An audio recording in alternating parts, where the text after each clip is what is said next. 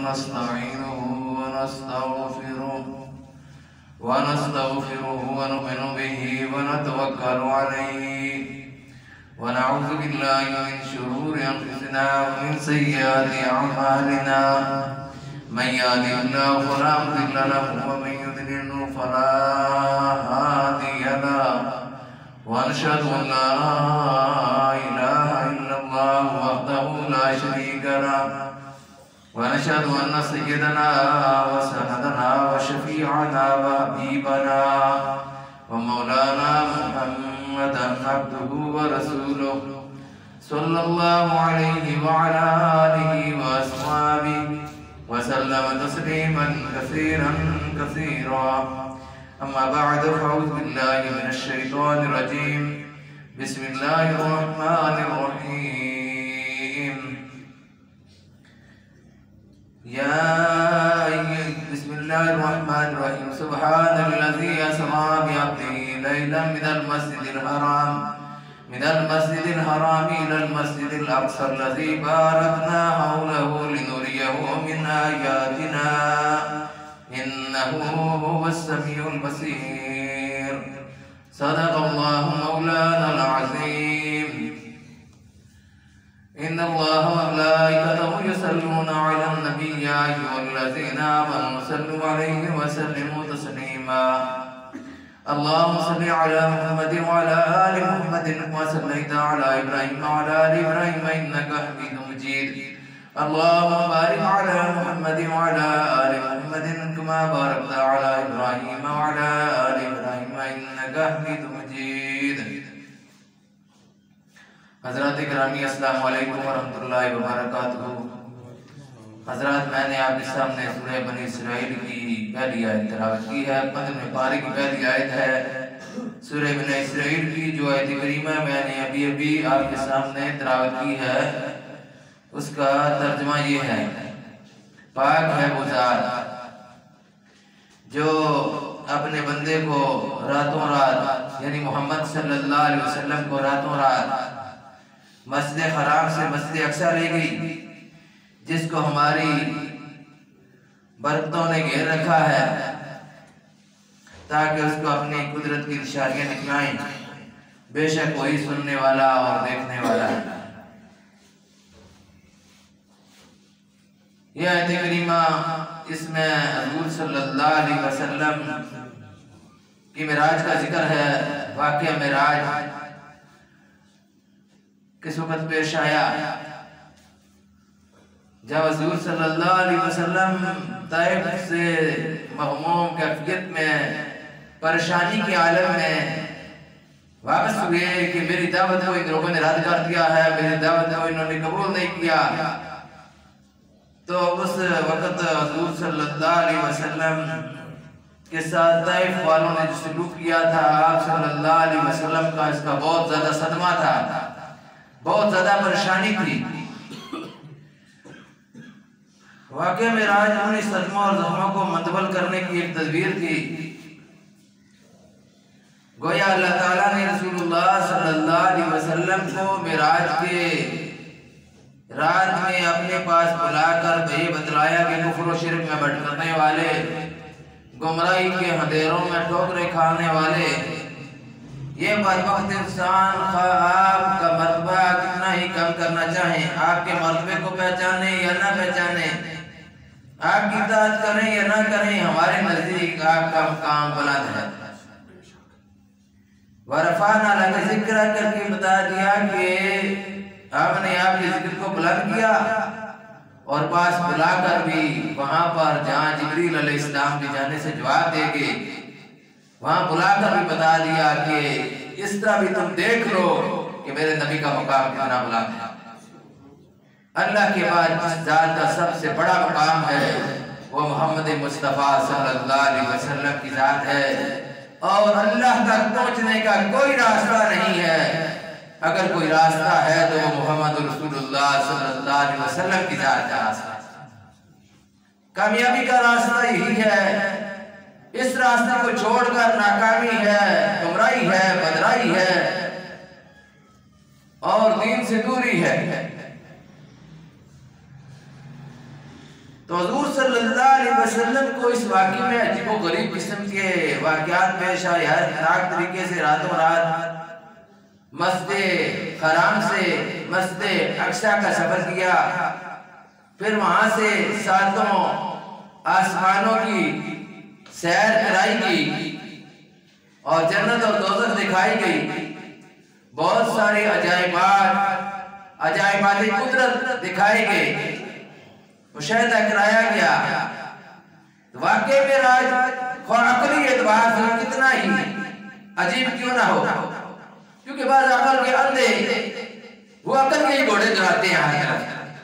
ان کا یہ بھی ہوتا ہے کہ عقل سے کام نہیں. بس شریعت کے بے شمار احکام ہیں جو عقل سے تعلق نہیں رکھتے، ان کی اطاعت کرنی ہمارے لیے ضروری ہے. وضو اگر کسی کا ٹوٹ جاتا ہے تو حکم یہ ہے کہ وہ وضو کرے. اگر آدمی یہ کہے کہ ہاتھ پاؤں کا کیا قصور ہوا، ہاتھ پاؤں دھونا شروع کر دیں. پاکی کے لیے غسل کا جو حکم دیا، جو غسل فرض ہے، اگر عقلی اعتبار سے دیکھا جائے تو گندگی کو دور کر دینا چاہیے، بات ٹھیک ہے. لیکن دین کیا کہتا ہے کہ پاک ہونے کے لیے یہ چیزیں ضروری ہیں. تو عقلی اعتبار سے ایک الگ چیز ہے، لیکن شریعت کا جو قاعدہ ضابطہ ہے. پھر یہ بات ہم نے دیکھنی ہے کہ حضور صلی اللہ علیہ وسلم کو کون لے گیا؟ خود تو نہیں گئے نا. اللہ نے فرمایا سبحان اللہ ذی پاک ہے وہ ذات، سبحان اللہ ذی اسرا، پاک ہے وہ ذات جو لے گیا اپنے بندے کو مسجد حرام سے مسجد اقصی. تو لے کر کون گیا تھا؟ اللہ. بولے نا، اللہ لے کر گیا ہے نا. اللہ سے کون سا کام ہے جو نہیں ہو سکتا ہے کوئی کام؟ انما امرہ اذا اراد شیئا ان یقول له کن فیکون. جب وہ کسی کام کے بارے میں ارادہ کرتا ہے کہ ہو جائے، اسی وقت وہ ہو جاتا ہے. تو عقل کے اندر عقل کے گھوڑے دوڑاتے ہیں ہر طرف. اللہ تعالیٰ کی بے مثال قدرت اور طاقت کے آگے کوئی چیز عجیب نہیں ہے. وہ بڑی طاقتوں کا مالک ہے، بڑی قوتوں کا مالک ہے، ہر چیز اس کی تابع ہے.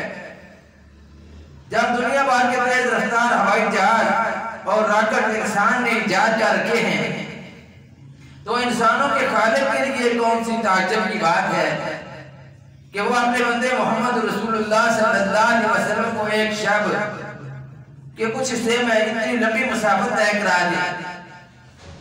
زمین یا سورج 24 گھنٹے میں کتنی مسافت طے کر لیتے ہیں، اور پھر روشنی کی شعاع 1 منٹ میں کہاں سے کہاں پہنچتی ہے.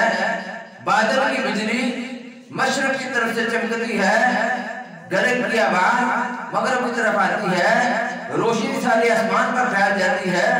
یہ ایک لمحے کی بات ہوتی ہے.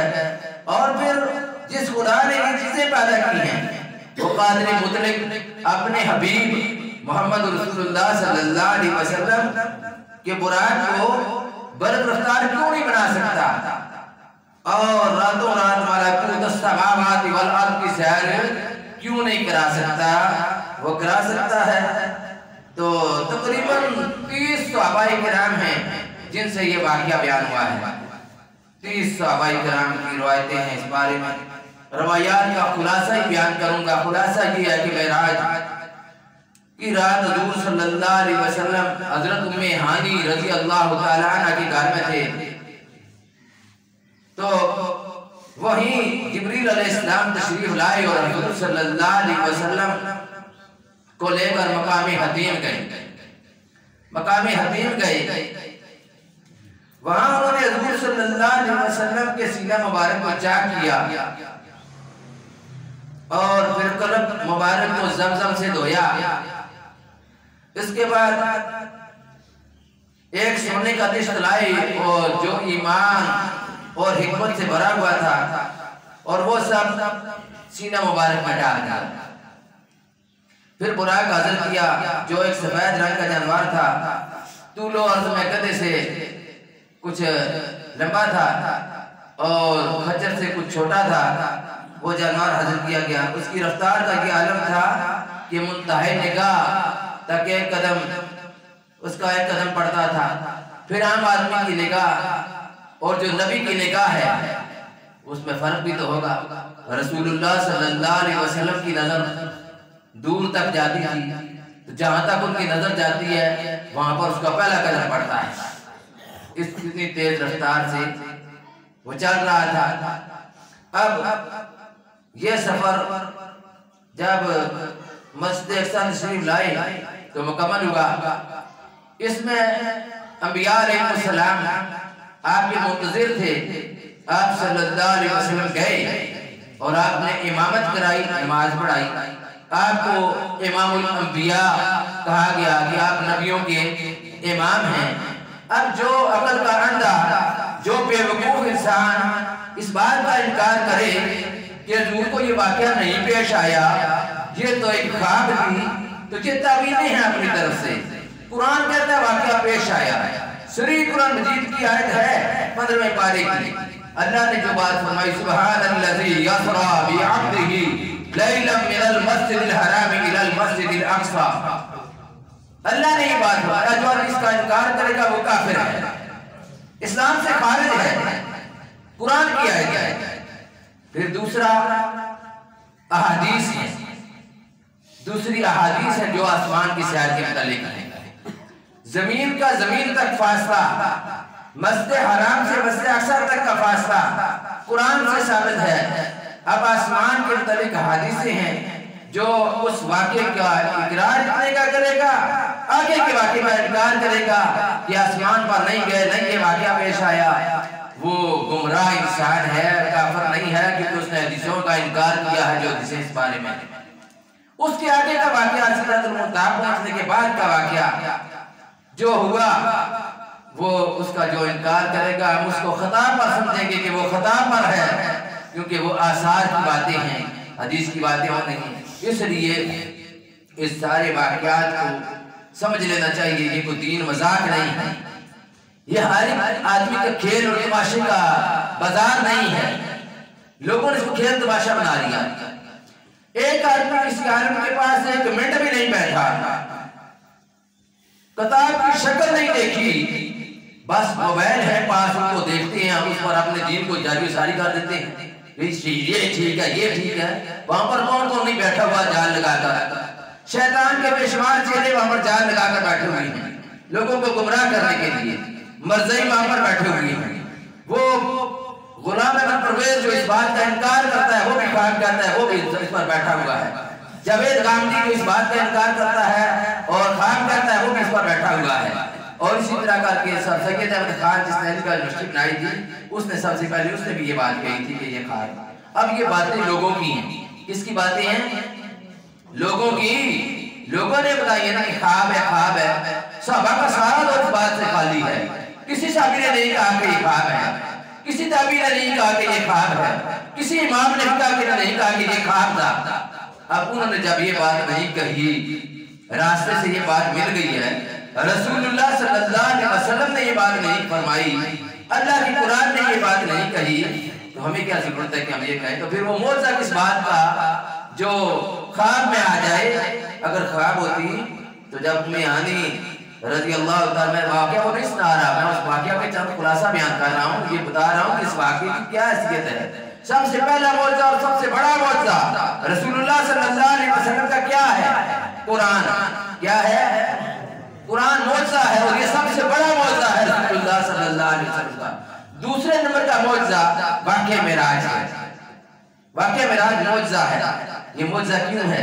معجزہ کہتے ہیں اس بات کی ہے جو آدمی کے اختیار سے باہر ہو اور اللہ کی قدرت سے ہو، اللہ کرے، اللہ جو بات کرے وہ معجزہ ہے، پیغمبر کے ذریعے اللہ تعالیٰ کرتا ہے۔ پھر اللہ کا نبی جب اس واقعے کا انکار نہیں کر رہا ہے، اس خواب بھی کہہ رہا، ہمیں بھی نہیں کہنا چاہیے، اس بات کو تسلیم کرنا چاہیے۔ یہ آپ کو معلوم ہے، سارا واقعہ کئی دفعہ سنایا میں نے۔ ابو جہل کو جب یہ بات پتہ چلی کہ حضور صلی اللہ علیہ وسلم باہر نکلے تو راستے میں سب سے پہلے وہ ملا تھا، اس نے کہا کہ کوئی نئی بات، کوئی نئی خبر۔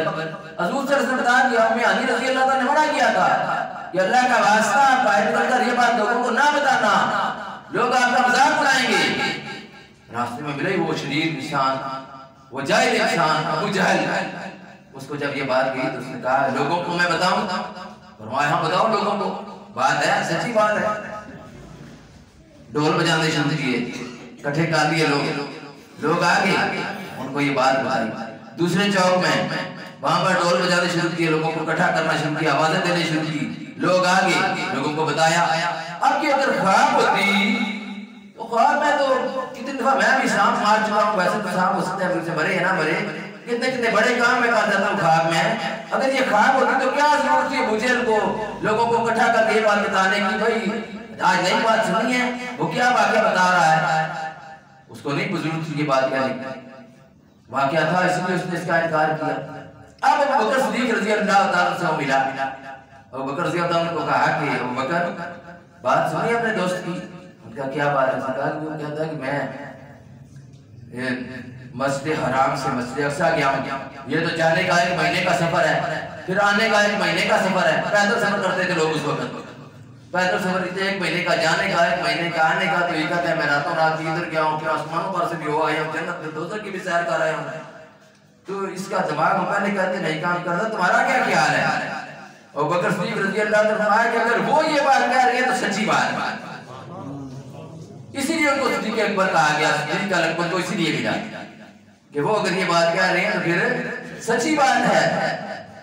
اب اگر کوئی آدمی یہ کہے کہ یہ سارا نعوذ باللہ ڈرامہ تھا جو 30 صحابہ نے حدیث میں بیان کیا ہے، یا یہ کہانی تھی، یا یہ کہنا کہ قرآن مجید میں جو بیان ہوا ہے وہ کہانیاں اور قصے ہیں، یا یہ کہنا کہ جو یہ واقعہ معراج ہے یہ خواب میں ہوا تھا، یہ صحیح نہیں تھا، یہ آپ اس وقت کو اس حالت میں نہیں ہوا، جسم کے ساتھ آپ نے معراج نہیں کیا، تو بالکل یہ غلط بات ہے۔ یہ معجزہ تو اسی لیے ہے، معجزہ ہوتا ہی وہ ہے جس کو لوگ تسلیم نہ کر سکیں، لوگوں کے لیے عجیب بات ہو، لوگوں کے لیے عجیب و غریب بات ہو، لوگوں کے لیے عجیب و غریب بات تھی کہ اتنا جلدی جانا، اتنا جلدی آنا، تو پھر اس واقعے کا انکار کرنا کتنی بے وقوفی ہے کہ آدمی یہ کہے کہ یہ واقعہ پیش نہیں ہے۔ پھر آپ لوگوں سے بھی یہ گزارش ہے، آپ کوئی مسئلہ ہو تو پوچھ لیا کریں۔ لوگوں میں بیماری لگ گئی ہے، نیٹ کھولنا شروع کر دیتے ہیں، وہاں سے دیکھنا میں نے وہاں پر دیکھا تھا فلانی بات، تو وہ نکل آئی سامنے، اور نکل آئی سامنے تو اس کو جانتا ہے جو بیان کر رہا ہے کون ہے، شیعہ ہے، مرزائی ہے، کوئی منکرین حدیث ہے، کون ہے وہ آدمی، اس کا جواب دے رہا ہے بات۔ ہم گاؤں میں موجود ہیں، آپ پوچھ سکتے ہیں، ہمارا یہی کام ہے، اگر آپ کو کوئی پریشانی ہو، کوئی پرابلم ہو، کوئی مسئلہ ہو، ہم سے رابطہ کریں، پوچھیں ہم سے۔ ہم اگر نہ بتا سکیں کہ ہم کسی سے پوچھ کر آپ کو بتا دیں گے، ہم جو بات آپ کو بتائیں گے وہ انشاءاللہ مستند ہوگی۔ اللہ کو مال کر صاحب کتاب دینا ہے۔ لوگوں نے اب دیکھا کوئی شیعہ بن رہا ہے، کوئی کچھ کر رہا ہے، اور لوگوں نے نمازیں اپنی جو ہے وہ اس راستے پر چھوڑ دی، موبائل پہ اس سے دیکھا کہ بھی فلاں کیا رہا ہے کہ نماز جو اس طرح کر کے پڑھو، اس لیے اس طرح پڑھنا صحیح ہے۔ موبائل پر دین کا مسئلہ، عقیدے کا مسئلہ ہو، ایک آدمی آپ کو نہیں جانتا، اس کے پاس اپنے 3000 4000 روپے بھی آپ جمع کرانے کے لیے تیار نہیں ہوں گے، ہمارے دین کھان گے کہ میں اس کے پاس کیوں رکھاؤں، میں تو اس کو جانتا ہی نہیں ہوں۔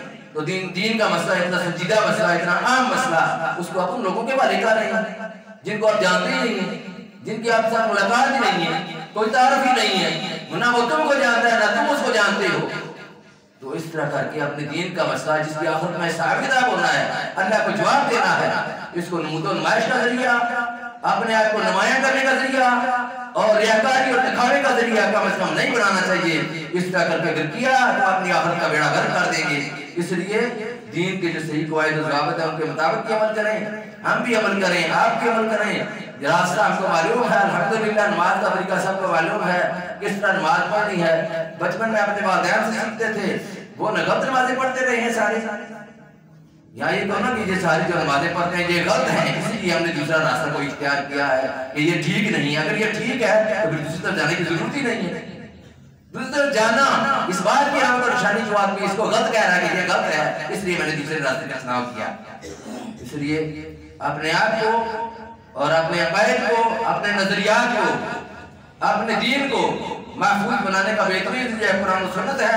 اگر اس بارے میں کوئی نہ کوئی آدمی کے پاس دلائل ہوں تو آدمی جو ہے وہ بات کرتا ہے، پوچھتا ہے کہ یہ مسئلہ کس طرح ہے، مسئلہ پوچھنا چاہیے، نہ یہ کہ آدمی اندھا دو دینی مسائل دیکھ کر عمل کرنا شروع کر دے اور اس کو بس چاہے اتحاد بنا دے۔ اللہ تعالیٰ سے اللہ میں عمل کی توفیق نصیب فرمائے۔ اور اللہ تعالیٰ یہ واقعہ میں نے پورا بیان کیوں نہیں کیا، پہلے میں واقعہ بیان کر چکا ہوں، اس کا مقصد یہ تھا کہ بعض ہمارے گاؤں میں بھی میرے کتنے نمازی باتیں کر رہے ہیں، فلاں آدمی کہتا ہے کہ یہ خواب تھا، فلاں آدمی کہتا ہے یہ خواب تھا، کوئی خواب نہیں تھا۔ سمجھ جائیں آپ اس واقعے کو، جب نبی کریم صلی اللہ علیہ وسلم اور صحابہ سے نہیں یہ بات ثابت خواب تھا، تابعین تبع تابعین سے نہیں ثابت خواب تھا، تو آج اس کا کوئی آدمی یہ بات کہے گا کہ یہ فلاں چیز کا اس پر عمل کرنا شروع کر دیں گے، تو سننا شروع کر دیں گے۔ میں تو گزارش کروں کہ آپ ایسا ہے تو باتیں سنیں ہی نہ، جب نہیں سنیں گے تو پھر کوئی بات آپ کے کانوں میں پڑے گی نہیں، آپ غلط راستے کی طرف جا ہی نہیں سکیں گے۔ اللہ سبحانہ و تعالیٰ عمل کی توفیق نصیب فرمائے۔